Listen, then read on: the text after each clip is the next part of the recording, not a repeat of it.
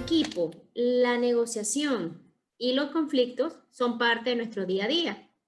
Entonces, si son parte de nuestro día a día, interesantísimo que podamos englobar en unos minutos que majestuosamente nos va a brindar Noel acerca de qué es negociación, esta resolución de conflictos y cómo el coaching y el liderazgo tienen un papel protagónico en estos procesos de negociación y resolución de conflictos. Bienvenido, Noel. Adelante. Muchísimas gracias. Gracias, Ale. Voy a empatar el inicio de esta charla, de esta clase, con la pregunta que hiciste en la clase anterior sobre la toma de decisiones. Y es que así como constantemente y día a día estamos tomando decisiones, constantemente y día a día estamos negociando y constantemente y día a día estamos resolviendo conflictos, muchos de ellos con nosotros mismos. Por eso la importancia de saber que la negociación es algo necesario, los conflictos son algo inevitable. Porque si todo está cambiando todo el tiempo, como ya lo hemos dicho desde el principio, esos cambios hacen que muchas veces estemos en una situación en la que nos sentimos que el cambio ha generado algo que no nos hace sentir bien. Y en esencia, un conflicto pareciera que tiene esa connotación, nos saca de nuestra zona de confort, nos saca de ese espacio en el que queremos estar tranquilos para hacer las cosas de una mejor manera. Quizá con la disposición para equivocarnos, pero no necesariamente con algo que nos impida alcanzar un objetivo simplemente porque está ahí y está en mi contra, que es lo que genera el conflicto muchas veces. Ahora bien, repasemos qué es coaching, qué es la negociación y qué es la resolución de conflictos.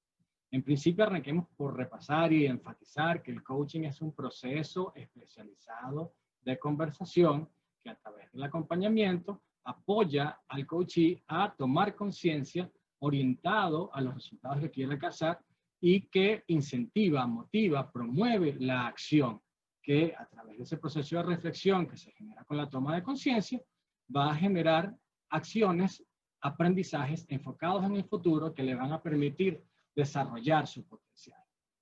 En resumen, el cliente aprende a aprender, es decir, hace, reflexiona, aprende, vuelve a hacer, vuelve a reflexionar, vuelve a aprender, vuelve a hacer y corrige constantemente lo que está aprendiendo. Ahora, el proceso de negociación, un tema apasionante, un tema que de verdad es muy importante, muy poderoso para el desarrollo de cualquier coach, de cualquier líder y, por supuesto, para cualquier persona. Primero, la negociación es un proceso necesario. Constantemente estamos negociando. Hasta cuando nos sentamos a comer, que nos llama mamá y dice, mira, vamos a comer. Y oye, yo no quiero esto, cuando estábamos chiquitos. A mí no me pasaba eso, gracias a Dios comía de todo, pero de repente decía, mamá, yo prefiero pasta. Y no había pasta, sino que había otra cosa. Y ahí no había nada que negociar. Y si no te lo comes, no sales y por supuesto había que comer. Entonces, ese proceso de negociación está desde la parte más esencial de la naturaleza humana. Es un proceso que requiere excelentes habilidades de comunicación para poder realizarlo de una manera adecuada, de una manera muy bien enfocada en generar el mayor beneficio. Y recordemos que ocurre entre dos o más partes. Y muchas veces estamos negociando con nosotros mismos, como decía hace rato, que nuestros conflictos muchas veces son propios y unipersonales, pero porque tenemos un yo discutiendo con el otro yo ahí y va a ver qué es lo que vamos a hacer. ¿Okay? Entonces, dentro de todo esto, cada parte tiene algo de interés para las otras. Es decir, si hay una negociación es porque las personas o las partes que están formando parte de esa negociación tienen un interés que las afecta de manera común. Tienen algo, independientemente de que sean objetivos distintos, pero hay algo que tiene el otro que para mí es importante. Si no, no tuviese la necesidad de negociar con esa persona. Por eso hablamos de que es un proceso necesario. Y cada una de las partes procura obtener el mayor beneficio de ese proceso de negociación. ¿Sí? Vamos a recordar también que uno no negocia con quien quiere, sino que negocia con quien tiene que negociar. Y eso es súper importante por la posición que tiene el otro, por lo que el otro tiene.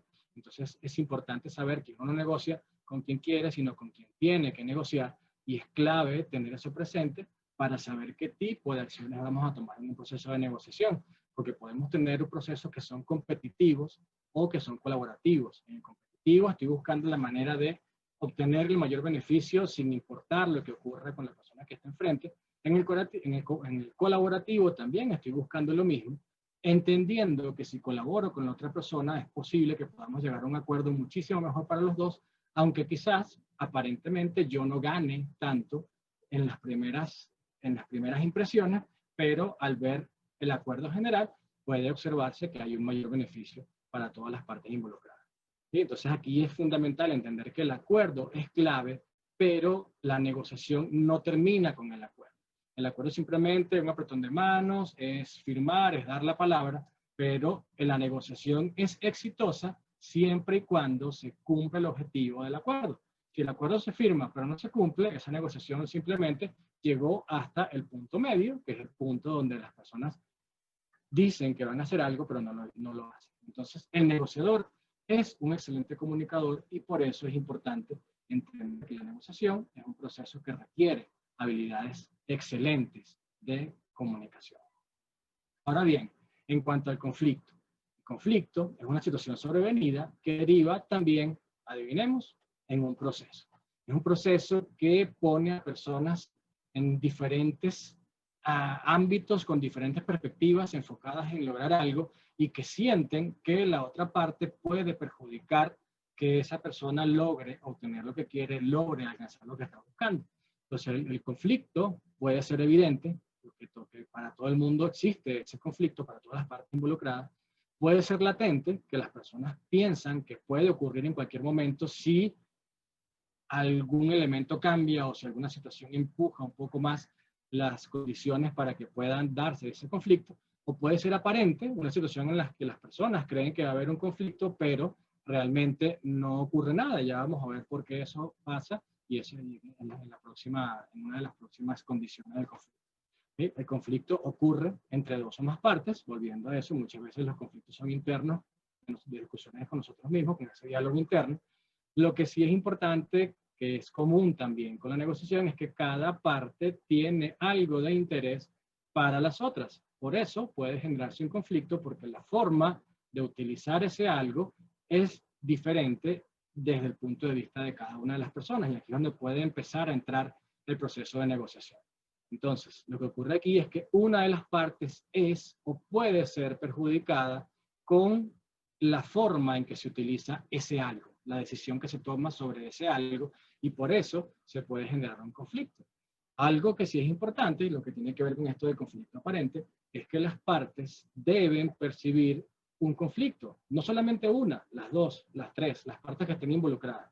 Todas las personas que están asociadas a ese conflicto deben entenderlo como un conflicto, porque si no, simplemente no está ocurriendo nada, porque no hay nada por lo que discutir o por lo que tener una diferencia. ¿Bien? Ahora, las partes pueden tener un mismo fin, pueden estar buscando lo mismo para ese objetivo y no necesariamente poder estar de acuerdo y por eso se genera un conflicto. Por experiencia, por cosas que he podido ver, por ejemplo, un ejemplo muy claro es cuando dos personas, dos padres están separados y ven la posibilidad de que su hijo haga algo en algún momento o lleve, no sé, vamos a poner unas vacaciones. Entonces en esas vacaciones el padre quiere una cosa, la madre quiere otra y se genera un conflicto. Por ejemplo, que quieren elegir en qué colegio va a estudiar, ese tipo de cosas pueden generar un conflicto porque aunque los dos padres tienen el mismo fin de brindarle la mejor educación, de darle la mejor escuela, de llevarle las mejores vacaciones, no quiere decir que la forma de hacerlo sea la misma que ellos quieren y por eso se genera el conflicto aún teniendo el mismo objetivo. ¿Okay?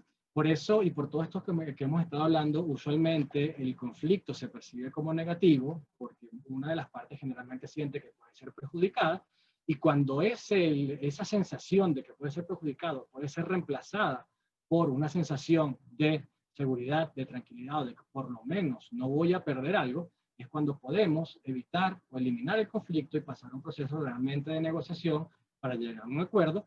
Y para todo eso hace falta algo elemental, que es la comunicación. Toda solución de conflictos requiere un proceso de comunicación y entender que en cualquier conflicto todas las partes pueden beneficiarse cuando entramos en el modo de un conflicto que se soluciona de manera colaborativa, como estábamos hablando en el proceso de negociación. Poniendo todo esto en una sola perspectiva, las negociaciones y los conflictos son de alguna manera relaciones que pasan por un proceso en el cual deben llegar a un acuerdo para poder solucionarlo, para poder avanzar, y para eso hace falta entender que la comunicación es fundamental, utilizar buenas herramientas de comunicación que nos permitan identificar cuáles son las necesidades e intereses de cada una de las partes y buscar la forma de satisfacerlas de la mejor manera. De hecho, uno de los principios de negociación del modelo Harvard habla precisamente de enfocarse en los intereses y no en las posiciones que tienen las personas. Y eso lo podemos hacer entendiendo las percepciones que tiene cada uno de esas necesidades y de esos intereses, qué es lo que quiere hacer cada uno con el objetivo de la negociación, para poder enfocarnos en los resultados que pueden beneficiar a cada uno de la mejor manera. Y esto, como ya lo vimos al principio, tiene mucho que ver con la metodología de coaching, porque el coaching permite lograr una mejor comunicación y a través de esa mejor comunicación se pueden lograr definitivamente mejores resultados. Ahora, ¿cómo apoya esto al liderazgo y qué tiene que ver el coaching con todo esto? Bueno, ya entendimos negociación y entendimos conflictos. ¿Qué tienen en común? Son procesos que requieren habilidades de comunicación que ocurren, por supuesto, entre las dos partes, que hay algo en común, un interés común entre las partes que están involucradas, que puede verse como conflictivo o no, incluso la negociación puede verse como una negociación hostil, dependiendo de cuál es el interés que tenga cada persona o cada parte en ese proceso, y que hace falta que se comuniquen bien, identifiquen intereses y necesidades para poder generar un acuerdo y que todas las partes velen porque ese acuerdo se cumpla de acuerdo a lo que está establecido. Entonces, el proceso de coaching puede facilitar ese proceso exitoso de negociación, de resolución de conflictos, porque puede promover a través de la toma de conciencia de cada uno de los actores que haya un reconocimiento de la otra persona y puedan empezar a construir una relación de respeto en la que haya confianza, empiece a haber reciprocidad y precisamente por la resolución de cualquier diferencia que pueda haber, puede generarse admiración, agradecimiento y por supuesto el compromiso por cumplir con los acuerdos y con las actividades que se estaban planificando en ese acuerdo que se decidió. Entonces, ¿cómo aporta el coaching en el proceso de liderazgo? Bueno, el proceso es esencial. Rapport transversal, observación consciente, escucha activa, indagación, validación, como herramientas esenciales de ese proceso de coaching, el proceso de feedback para poder manejar esa negociación de una manera consciente e intencional y, por supuesto, con la herramienta más importante, las preguntas poderosas. Cuando un coach trabaja con un coachee y este coachee está en un proceso de negociación o de resolución de conflictos, esas preguntas muchas veces hacen que el cliente tome conciencia de algo que a lo mejor no está viendo en la mesa de negociación por la tensión que eso implica, por el compromiso emocional que tiene estar en una mesa de negociación, y al estar con el coach trabajando con esas preguntas, puede tener una sensación más amplia para expresarse y esas preguntas pueden llevarlo a encontrar soluciones creativas muy poderosas. ¿Cómo se genera eso? Bueno, se genera a través del proceso de reflexión, de abrir la cantidad de opciones para poder generar esas perspectivas diferentes y poder identificar alternativas distintas que puedan proponerse incluso en la mesa de negociación para que la otra parte también pueda evaluarla. Al final, cuando se genera ese proceso, primero tiene que haber un compromiso con el proceso de negociación y una vez que se llega al acuerdo, un compromiso con que se respete ese acuerdo. Y eso es, como hablábamos en la sesión anterior, una decisión. La decisión implica la acción de la persona. Mientras no haya acción, la decisión que se tomó es distinta a la que digo, porque la decisión refleja la acción y por eso hablamos aquí de acción intencional, realmente de comprometernos en cumplir con ese acuerdo y evaluar constantemente los resultados, porque no necesariamente que hagamos las cosas como queremos hacerlo significa que van a salir de esa manera. Eso ya lo hemos hablado bastantes veces, pero lo importante es que si yo evalúo y veo que el resultado no es lo que yo quiero, puedo empezar a corregir, como hablábamos del caso del avión, que está constantemente corrigiendo su rumbo para poder llegar al sitio donde quiere llegar. Entonces, ¿cómo apoya el coaching el proceso de negociación y de resolución de conflictos en el trabajo del líder? Bueno, apoya con herramientas para identificar el problema, para explorar cuál es la situación, qué es lo que está ocurriendo, para poder generar también soluciones interesantes, para poder generar opciones que permitan tener perspectivas diferentes y después evaluar esa multiplicidad de opciones para poder elegir una, la que mejor se adapte a lo que se quiere alcanzar y elaborar un plan de acción.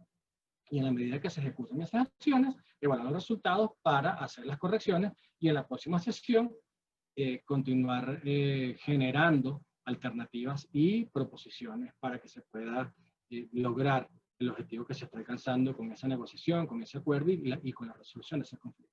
Entonces, el coaching puede trabajar en lo que es el lado positivo del conflicto. Ahora bien, hablar de conflicto positivo no significa que el conflicto sea bueno en sí. Bueno, muchas veces hay conflictos que son hostiles y que no se ven con la perspectiva inicial de aprender de ese conflicto.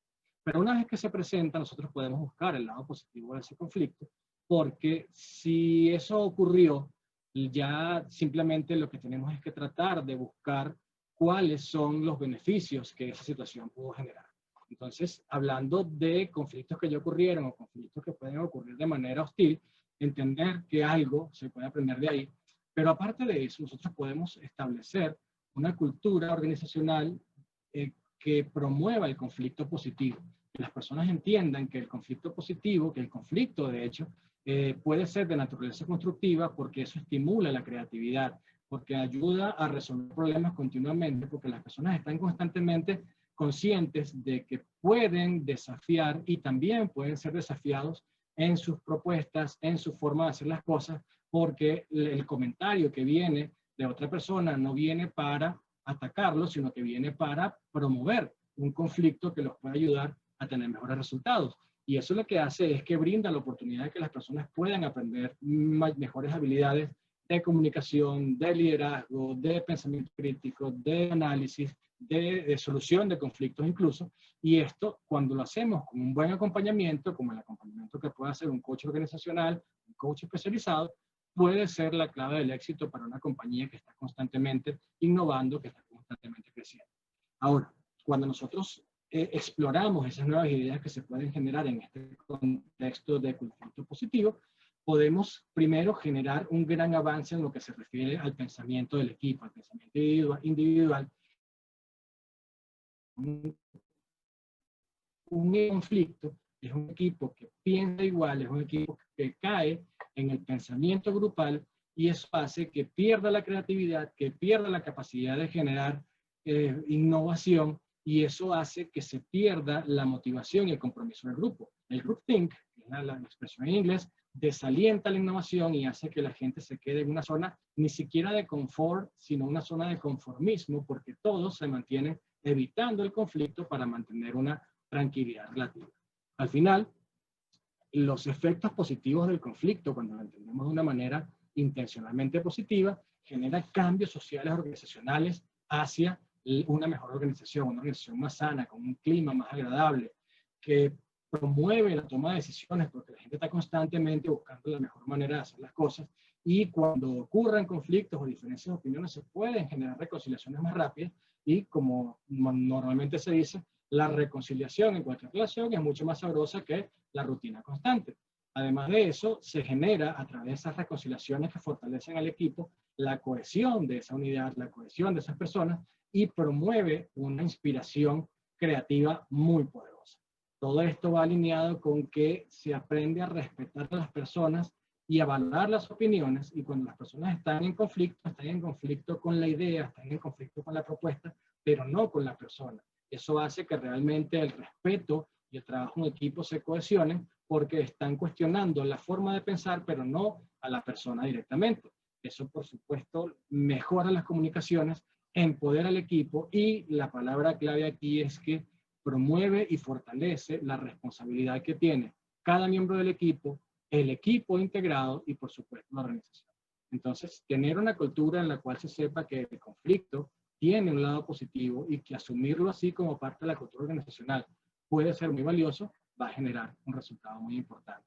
Y ahí es donde está la clave de saber acompañarnos de las personas adecuadas, con las herramientas adecuadas para aprender, en eso de ser mejores coaches y por supuesto ser mejores líderes.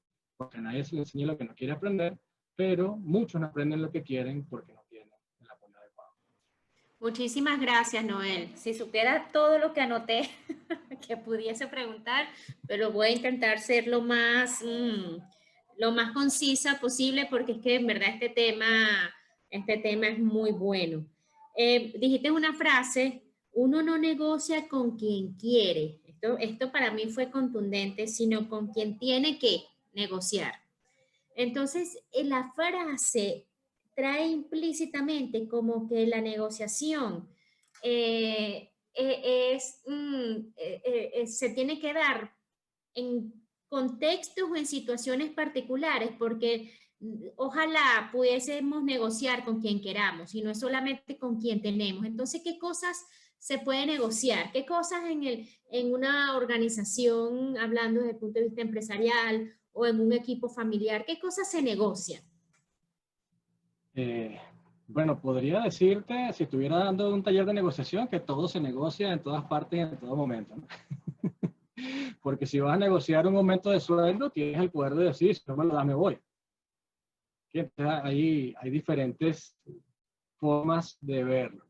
Ahora, cuando yo digo que uno no negocia con quien quiere, sino con quien tiene que negociar, es porque básicamente hay un interés de negociar con esa persona y el interés puede ser el mejor interés del mundo.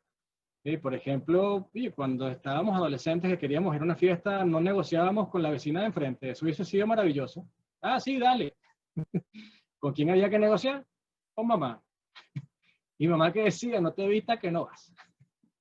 ¿Ok? Entonces, es una situación en la que realmente entender que la negociación pasa porque hay un interés común, y si hay un interés común puede haber, si no existe, y muchas veces no existen en algunas negociaciones, pero en una organización sí es más probable, si no existe una relación, la oportunidad de construirla.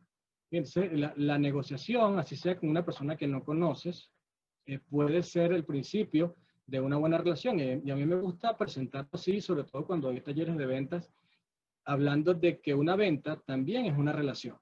Una venta es la oportunidad de comenzar una relación que tiene un inicio con un fin comercial, pero que puede transformarse en muchas otras cosas que sean beneficiosas para el vendedor y para el comprador. Incluso puede cambiar el rol en algún momento. De repente esa buena relación hace que el comprador después le venda algo al vendedor. Entonces esas cosas son muy valiosas. En cuanto a lo que estabas comentando de qué se negocia y en qué momento, bueno, en una organización se puede negociar cualquier cosa dependiendo de cuál es el interés y la necesidad de lo que la persona quiere negociar.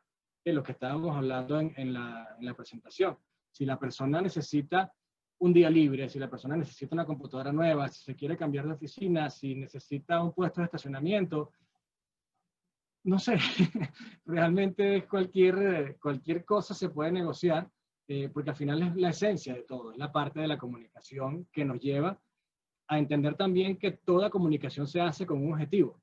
La comunicación, desde ese punto de vista, está creada para satisfacer necesidades de relacionamiento, de afectividad, de alimentación, de las más básicas, y hoy en día, por supuesto, con la complejidad del mundo, son mucho más complejas esos procesos de comunicación. Estupendo, eso de satisfacer necesidades, incluso cumplir deseos.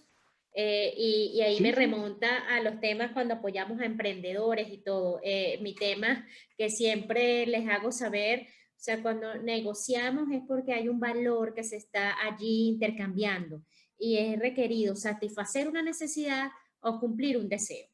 Buenísimo. Eso me lleva a otro que incluso también dijiste, si no hay relación previa, tú dijiste en algún momento de la presentación objetivo del acuerdo. Y me viene aquí inmediatamente la pregunta, ¿y si no hay acuerdo previo? Si estamos negociando en una relación, tú bien dices que siempre tenemos una relación, aunque se dé la oportunidad de la relación y no haya algo previo. Pero si hay una relación, sobre todo las familiares, en donde no tenemos implícitamente un acuerdo, vamos aquí a firmar un acuerdo entre tú y yo, pero hay acuerdos. ¿Qué acuerdo? ¿Cómo podría ser una negociación allí? ¿Cuál es el objetivo que se tiene que alcanzar? Bueno, es una pregunta muy general, ¿no? Un poco genérica, pero voy a tratar de responderla en dos partes, ¿no?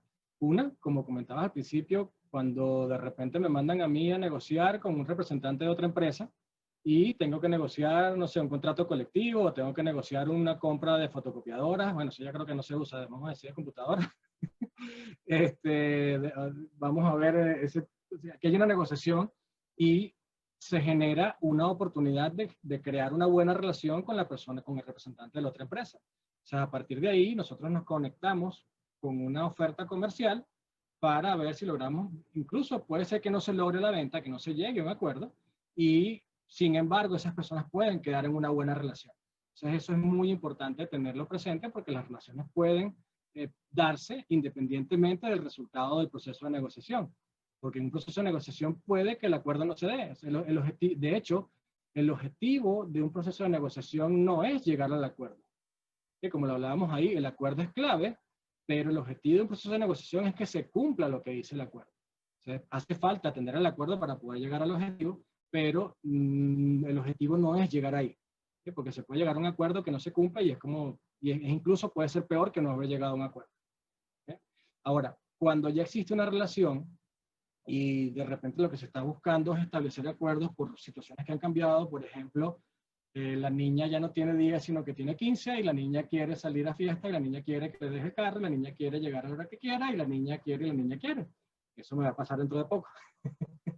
Entonces, es simplemente una situación en la que hay que hacer un proceso de negociación en la que quizá las partes puedan sentir que están en conflicto porque los intereses son aparentemente diferentes, pero cuando empezamos a buscar la conexión de los intereses, la madre o el padre quieren lo mejor para su hija, quieren que su hija se sienta feliz y su hija no quiere que sus padres se preocupen. Entonces, ¿cómo hacemos para encontrar los puntos de coincidencia y poder llegar a un acuerdo? No va a ser fácil, en una negociación hay que buscar los puntos de coincidencia y también los espacios para ceder, las concesiones que hay que hacer, y por eso decía que es una pregunta muy general porque pueden haber diversidad de opciones. Si la niña dice, mira, quiero consumir drogas, pues difícilmente los padres van a acceder de alguna manera tan fresca, ¿no? Y hay más que una negociación, podría ser definitivamente otro tipo de acción. Por eso la negociación, así como el coaching, no es la solución para todos. A veces hay cosas mucho más importantes, que de hecho me lleva a conectarlo también con la pregunta que hiciste antes, que es que uno no negocia con quien quiere, sino con quien tiene que negociar, porque si no me hiciera falta negociar con alguien, simplemente hago lo que quiero hacer y ya. ¿Ok? O sea, sí, es así de sencillo. Si yo quiero comprar, no sé, el terreno de al lado para hacer mi casa más grande y la persona me dice, bueno, mira, cuesta $10,000 y yo tengo presupuestado 15,000, no negocio, le pago sus $10,000 y ya. Ahora, si yo tengo solamente 8, entonces necesito negociar con esa persona para ver si podemos llegar a un acuerdo que me permita mi comprar eso. Buenísimo, por eso yo te hablaba en la respuesta anterior, tema de intercambio. Nosotros negociamos cuando hay algo que tú tienes que yo necesito y algo que yo tengo que tú necesitas. Si no nos necesitamos, cada quien hace lo que quiere en un momento determinado. Y para complementar la respuesta que dijiste a la segunda pregunta, que si no hay acuerdo previo y está bien el ejemplo familiar de la niña que ya creció, aquí a mí me ha funcionado en muchas ocasiones, no siempre, pero me puede ser un buen punto en que estamos discutiendo, que estamos negociando, o sea, establecer el punto, aclarar el punto. Muchas veces nos metemos en discusiones, en negociaciones, teóricamente, que nos llevan a un conflicto que no son positivos, porque no entendemos qué estamos negociando, qué es lo que yo necesito de ti y qué es lo que tú necesitas de mí. Eso yo siento que puede ser una manera importante de aterrizar en cualquier contexto, aunque no exista un contrato, aunque no existan acuerdos, sino, por ejemplo, en los familiares, que es donde yo veo, en las amistades, ¿qué estamos negociando aquí? Es establecer esa parada y esa pregunta y respondernos, porque a lo mejor esa respuesta, tú dices una cosa y la otra persona dice otra, entonces, no, ya va, no estamos negociando lo mismo. Eso, y la tercera pregunta, y ya para finalizar, porque tenías muchas cosas para no hacerlo muy largo, ¿qué pregunta puede hacer un coach, como una recomendación de tu parte, para un coachee que está convencido, ese coachee está súper convencido, que está constantemente en conflicto positivo Y hay a la vez evidencia de que esta persona desvaloriza las opiniones de los demás y respeta, y no está, por supuesto, para nada en los efectos que nos mencionaste de conflictos positivos. Qué pregunta poderosa. Tú como coach le puedes hacer a un coachee cuando la persona cree que está pues constantemente en un conflicto positivo y está generando todo lo contrario. Wow, está intensa esa pregunta, está poderosa. Y la conecto para arrancar con lo último que comentaste de esto de las discusiones, que es una discusión, no necesariamente una negociación. Si se da esa situación en la cual la mamá y la hija están constantemente ahí, ellos están discutiendo desde las posiciones, que es lo que comentaba durante la presentación, y lo que tienen es que buscar es subir al interés, dejar las posiciones a los lados, no es que mira, tú eres mi hija, yo soy tu mamá, sino mira, ya va, a mí me importas tú, a mí también me importas tú, porque mi interés es que estés tranquila, mi interés es que no te pase nada. ¿Cómo cruzamos esos intereses de manera de poder llegar a un objetivo? Si conectamos eso con la pregunta que acabas de hacer, de qué pregunta se le puede hacer a un coach, es primero, no sería una, ¿no? Trataría de llegar con varias preguntas para ver, primero le preguntaría qué significa para esa persona es el estado de conflicto positivo, y seguramente va a decir lo que tú comentaste, de cuestionar, de indagar, de averiguar, de ser el abogado del diablo, de buscarle la quinta pata al gato, como dicen por ahí, y de alguna manera eso, por lo que se entiende del contexto organizacional, no está siendo percibido, por lo menos de manera respetuosa por parte del equipo. Entonces, podrían haber varias cosas, ¿no? Una de las actividades que podría sugerir es esta parte de la percepción de liderazgo que tiene el equipo a nivel 360 de él, y que dentro de las preguntas que se evalúen esté la parte esta de cómo evalúen esas personas el respeto, el cuestionamiento, el pensamiento crítico y todo eso. ¿Okay? Eso como una habilidad, y que sea la misma persona la que procesa la información, o sea, que no necesariamente sea el coach el que la va a reunir, ¿no? Puede ser anónimo, presencial, ya después se diseña en función a quién es la persona. Ahora, como pregunta poderosa, estaría qué resultados está obteniendo de su equipo. Por ejemplo, cuando él hace ese tipo de aportes, ¿cuál es la actitud que ve? ¿Qué tipo de respuesta está observando en las personas? Si la respuesta lo acercan a lo que él quiere, cómo está él vinculándose con su equipo a través de ese comportamiento, y si ese comportamiento lo apoya para tener los resultados que quiere.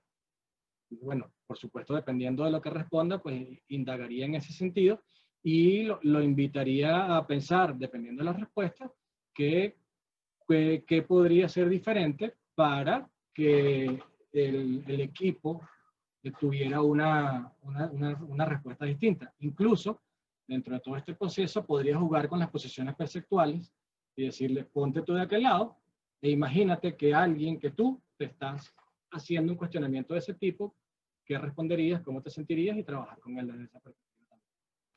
Excelente, justamente eso es lo que esperaba que, que contestara. Exactamente eso. Es que la evidencia, cuando alguien dice, pero es que estoy en constante conflicto positivo y todo es fabuloso, es conflicto, pero positivo es, ¿cuál es la evidencia y qué dice tu equipo de ti?